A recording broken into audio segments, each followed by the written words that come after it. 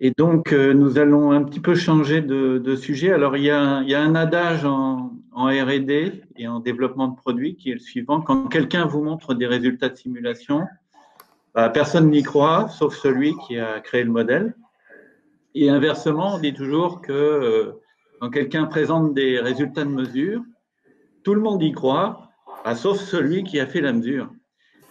Et on pourrait dire qu'en fait, Piseo a été créé pour remédier aux deux problèmes à la fois, en vous aidant à la fois sur les modèles et sur la métrologie de vos mesures et mettre enfin les fameuses barres d'erreur ou incertitudes de mesure que 8 ingénieurs sur 10 oublient d'estimer. Et pour illustrer mon propos, donc je vais laisser Joël Thomé, le directeur de la plateforme Piseo, nous faire sa présentation intitulée Conception et qualification de systèmes photoniques pour la santé. À toi la parole, Joël. Merci, merci Hervé. Bonjour à tous. Vous m'entendez bien? Oui. Très bien, merci. Merci à Minalogic, à toute l'équipe de m'avoir permis de me permettre de faire cette présentation, de parler un petit peu de Piseo. Alors, parler de la conception, de la qualification de système photonique pour la santé en 10 minutes, c'est plus qu'un challenge. Donc, je vais être assez court et je vais essayer d'aller à l'essentiel. Euh, Peut-être deux mots juste pour Piseo, puisque Hervé a fait une petite introduction. Donc, nous sommes une plateforme d'innovation qui est spécialisée dans les systèmes photoniques un peu en tout genre. On réalise des analyses, beaucoup d'analyses techniques sur des systèmes, on des travaux de conception, et puis également on accompagne nos clients pour la réalisation de systèmes, de prototypes, voire de pré-séries. Et également, comme le disait Hervé, on a la capacité de faire beaucoup de caractérisation puisqu'on dispose de notre propre laboratoire qui est assez étoffé en moyens d'essai, plutôt optique, photométrique. Donc on a une société de services qui a été créée en 2011 dans le cadre d'appel à projet de l'État pour les plateformes mutualisées d'innovation. Nous accompagnons tout type d'entreprise pour tout secteur d'activité, donc c'est assez large, dans leur démarche d'innovation et d'optimisation. Voilà. Nous sommes agréés ici, on est basé pas très loin de Saint-Étienne à Vénissieux. Donc, vous voyez un peu la liste des services qu'on peut proposer ici, mais je ne vais pas m'étendre. Quand on parle de photonique, on va parler essentiellement de composants photoniques et de leur intégration, ce qui représente un gisement d'innovation absolument fabuleux. Je vais y revenir.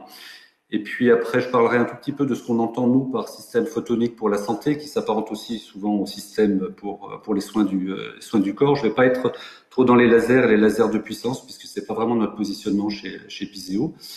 Et je vais aborder un peu le processus d'innovation de manière générale, et voir un petit peu comment on déroule finalement les différentes actions, ce qui rejoint les propos qui ont été donnés juste avant.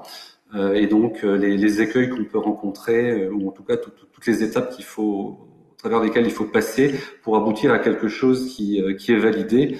Et je terminerai par l'aspect normalisation et réglementation, qui est effectivement quelque chose de très important, qui vient également d'être abordé.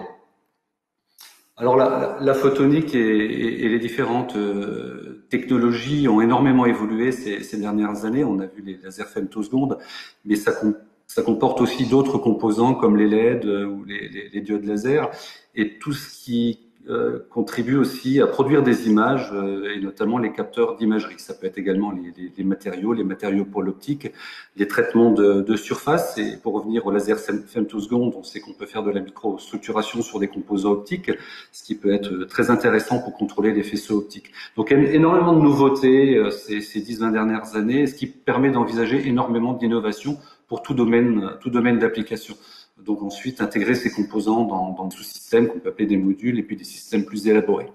Et donc servir, comme je le disais, des applications dont le domaine de la santé, bien évidemment, qui est également un domaine qui bénéficie beaucoup aujourd'hui de l'évolution de ces composants. Donc quelques exemples qui sont assez variés. On a des systèmes de photothérapie, voilà, notamment les bienfaits de la lumière bleue. Alors je sais que la lumière bleue n'a pas que des bienfaits, mais elle a aussi des bienfaits pour resynchroniser l'horloge interne.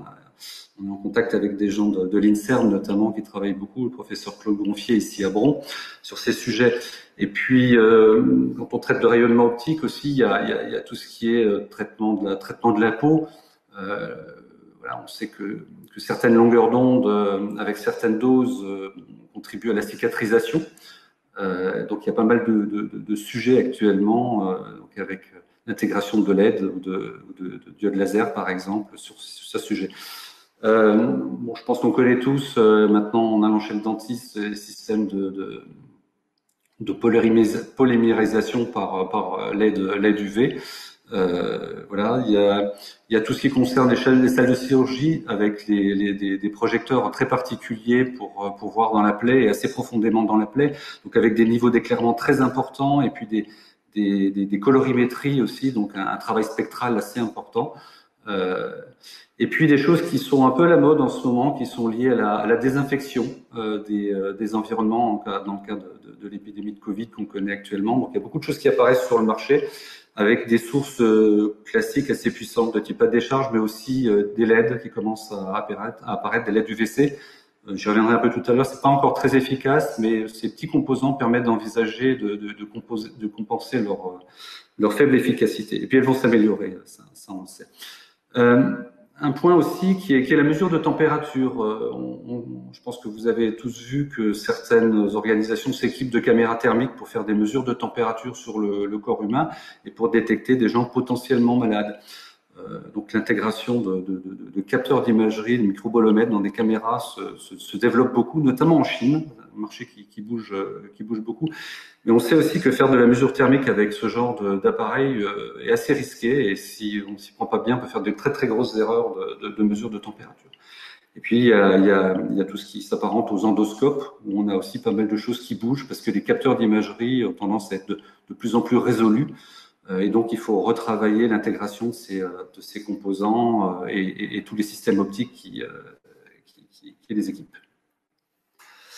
Alors, quand on intervient sur un système en conception et notamment en innovation, et on a vu comment ça peut être compliqué dans l'exemple juste avant moi, il y a un certain nombre d'étapes. Il faut être très structuré quand on intervient en innovation. C'est pas le fruit du hasard. Et si on veut aboutir à quelque chose qui fonctionne et qui peut ultérieurement être commercialisé, industrialisé, il est important d'y aller pas à pas. Donc c'est ce qu'illustre ce slide avec les étapes. Alors quelque chose de très important, c'est la production de connaissances en amont. Voilà, il faut bien comprendre les applications. On l'a vu également dans l'exemple précédent. C'est extrêmement important et notamment en optique, en photonique, il faut vraiment connaître l'application, ce qu'il faut faire, quelles sont les doses par exemple qu'il faut appliquer, comment, quel spectre, c'est extrêmement important. Puis bien sûr, il faut bien connaître les technologies. Quand on connaît un peu les deux correctement, on peut ensuite prétendre, si on sait développer des solutions techniques, développer des solutions pertinentes. Donc on va dérouler le processus en faisant des phases de faisabilité, en proposant des concepts, en faisant du calcul, de la simulation, etc. Puis après, on va devenir de plus en plus concret. On va faire des maquettes qu'on va caractériser en laboratoire. On va réitérer éventuellement plusieurs fois. Et puis tout ça va mûrir pour devenir de plus en plus industriel, pour aboutir à quelque chose de qualifié qui sera commercialisé. Alors, ce processus, il peut être appliqué sur tout type de système, je dirais. Ça peut être des équipements de laboratoire, ça peut être des démonstrateurs, ça peut être des prototypes, ça peut être des produits finis. Et on va itérer comme ça autant de fois que nécessaire. Et Dieu sait que dans le domaine de la santé, il est important d'itérer de nombreuses fois. Donc, c'est aussi pour ça que ces processus peuvent être très très longs. Pour des systèmes plus simples, ça peut être très court, ça peut être moins d'une année, mais on sait que dans le médical, dans la santé, c'est certainement plusieurs années, et notamment à cause des essais in vitro et in vivo. Voilà. Mais il est important d'être structuré. Donc, si j'illustre un petit peu ce que l'on fait, mais de manière très très simple, très rapide, première des choses, c'est quels sont les requis du système, quels sont les objectifs que l'on vise à atteindre, et il faut les exprimer en termes radiométriques et en termes aussi de situation et de cas d'usage. Voilà, donc ce que l'on fait nous, c'est un exemple, mais qui n'est pas forcément d'ailleurs dans le domaine de la santé, mais c'est vraiment se poser les bonnes questions et on accompagne nos clients pour exprimer ses besoins, pour exprimer les requis de manière la plus exhaustive. En sachant que ça peut évoluer après dans une phase de conception parce qu'on va atteindre des limites, donc on va peut-être remettre en cause les requis et tout ça donc pour aboutir à des spécifications. J'insiste beaucoup, c'est extrêmement important d'avoir les idées claires au départ, même si on les remet en cause, il faut savoir ce que l'on cherche à atteindre et vraiment avoir des grandeurs radiométriques qui sont très bien exprimées. Sinon, il y a de grandes chances qu'on passe à côté de ce qui est important. Voilà. Je disais tout à l'heure qu'il faut connaître les technologies photoniques. Bon, nous, on connaît bien évidemment les LED dans l'ultraviolet, le visible, l'infrarouge, mais pas que. Donc, il faut faire des inventaires, il faut être en veille. Et nous, on est tout le temps en veille, on est en relation directe avec les fabricants de LED. Et là, on s'est préoccupé récemment des LED UVC, puisque ce sont des composants qui évoluent en ce moment. Donc, il faut bien connaître le portefeuille de composants des fabricants, qui sont nombreux. Alors, un peu moins nombreux dans les LED UVC, dans les LED visibles, mais néanmoins, il faut comprendre ces portefeuilles, il faut comprendre les caractéristiques, afin de savoir comment on va pouvoir intégrer, pour faire un système efficace, ce type de composants. Donc, il y a énormément de données techniques qui sont fournies. C'est très difficile, il faut savoir lire des datasheets, et c'est assez compliqué. Mais ça veut dire qu'il faut aussi savoir aller un peu plus loin. Il ne faut pas se contenter de valeurs de datasheet, puisque les valeurs de datasheet qui sont communiquées en radiométrie sont souvent des valeurs typiques. Et les composants électroniques de ce type-là ont des grandes variabilités en sortie de fabrication. Donc il faut savoir comment elles se comportent, comment ces composants se comportent. Donc là, c'est un exemple sur un microbolomètre, par exemple, où on a comparé, nous, les données communiquées dans la datasheet par rapport à ce que l'on mesure, ce que l'on a mesuré en laboratoire chez Piseo dans différentes conditions de température, voilà, température de rayonnement d'un corps noir par exemple, ou température ambiante. Donc il faut savoir aller plus loin. Alors on le fait pas systématiquement, mais si on cherche à faire un système optimisé, il faut bien connaître le comportement du composant lui-même avant de pouvoir prétendre à l'intégrer correctement. Bon, voilà, donc bien connaître ça. Puis ensuite, on passe, une fois qu'on sait ce qu'on veut atteindre, qu'on comprend l'application, qu'on connaît les technologies et qu'on sait faire du design, de la conception, de la même manière que je disais tout à l'heure, on pose tout et on va dimensionner et on va itérer et on va faire du calcul, on va faire de la simulation. Alors, en ce qui nous concerne, on est 12 personnes chez Piseo, on a 6 opticiens. Et donc, on fait beaucoup de simulations, beaucoup de calculs optiques. Mais aussi, on utilise énormément de modèles paramétriques que l'on crée nous-mêmes à partir des caractérisations de composants qu'on peut faire dans notre laboratoire. Donc beaucoup de calculs, beaucoup de simulations, beaucoup d'itérations pour enfin arriver à démontrer qu'on est capable d'atteindre les performances avec quelques ajustements sur le système, mais les performances attendues. Donc voilà, donc cette phase est très importante de spécification technique finalement pour aboutir à quelque chose de réalisable. Et sans perdre aussi la notion du coût, parce que notre approche est toujours technico-économique, et quand on intervient sur un système qui doit être commercialisé, derrière il y a un business case. Et donc c'est à quel prix peut-on atteindre les objectifs que l'on s'est donnés. Et ça peut remettre en cause la solution. J'ai déjà parlé de tests et Hervé l'a dit, effectivement, nous disposons d'un laboratoire, ce qui nous permet donc d'aller assez vite. À la fois, on travaille sur la partie concept, sur la partie calcul, simulation, mais on peut tester assez rapidement des composants, des sous-systèmes ou des systèmes. Donc voilà un petit peu ce que l'on peut faire. Donc, on est très spectral, très radiométrique, encore une fois.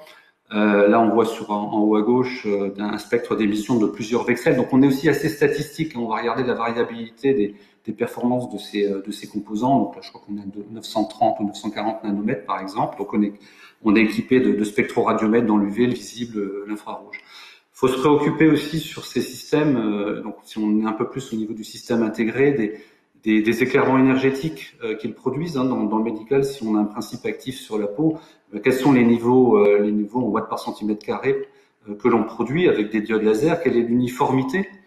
Donc il faut pouvoir caractériser tout ça sur des surfaces ou éventuellement en 3 dimensions.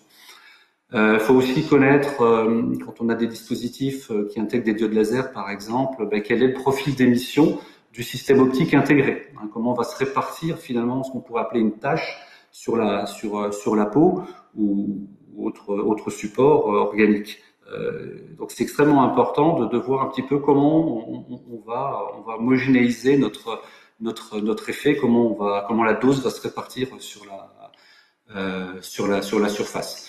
Voilà. Bon, puis dans le domaine de l'imagerie, parce que j'ai été très dans l'illumination, mais on travaille aussi beaucoup sur l'imagerie, et comme je disais tout à l'heure, dans les endoscopes en ce moment, il y a beaucoup de choses qui se passent. Et puis si on se préoccupe de l'infrarouge, de l'infrarouge lointain, il faut aussi être capable de caractériser des caméras, par exemple. Donc, voilà ce que l'on fait chez Piseo. Voilà. Et pour terminer, donc voilà, on a été très très vite dans un processus de conception. Comme on l'a dit tout à l'heure, le domaine de la santé est un domaine qui est très contraint par des règlements et des normes. Alors, j'ai pas été exhaustif, je peux parler de tout ce qui était électromédical, par exemple, il manque une norme là, mais effectivement, il y a un règlement européen qui a été mis à jour il n'y a pas très longtemps, qui chapeaute un peu toute la réglementation européenne.